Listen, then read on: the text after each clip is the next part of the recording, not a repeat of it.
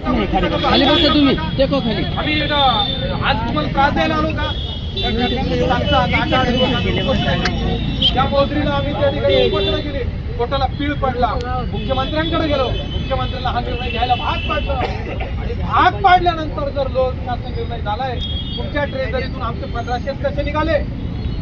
1500 अंमलबजावणी नाही झाली, पायमल्ली झाली. कोण आहे तो हरामखोर जाधव? हे नियोजन केलं, याच्याकडे बघितलं पाहिजे. का असं नियोजन केलं? त्या ठिकाणी कोट्यवधी रुपये तुम्ही बांधकामांच्या नावाने देता, त्याची टक्केवारी मिळते म्हणून तुम्ही त्यांचे पैसे पाठवता, आमचे पाठवत नाही. आपण त्याचा अर्थ हे अर्थ आम्ही काढायला आलोय. कोण करतं नियोजन आम्हाला बघू देत.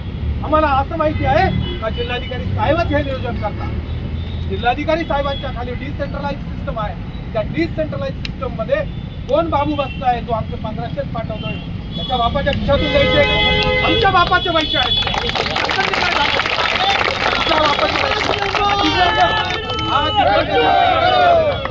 ते पैसे आम्हाला घेतल्याशिवाय आम्ही जात नाही. कोणी हा आगाऊपणा केला, 1500 का पाठवले हे शोधण्यासाठी आम्ही इथं आलो.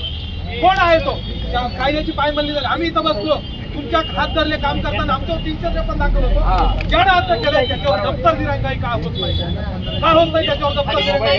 हा प्रश्न घेऊन आम्ही या प्रश्नाचं उत्तर घेण्यासाठी जिल्हाधिकारी साहेब हा प्रश्न घेऊन आम्ही या प्रश्नाचं उत्तर घेण्यासाठी जिल्हाधिकारी साहेब सक्षम आहेत.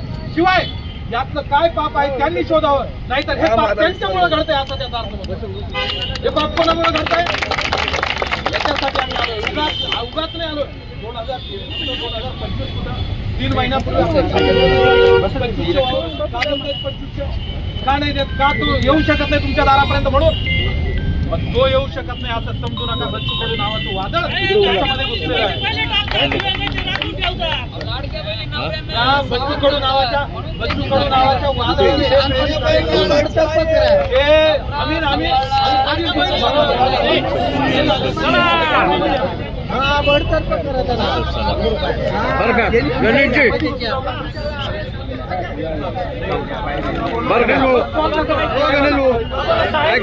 एक तारीख घ्या, त्या दिवशी या बोला.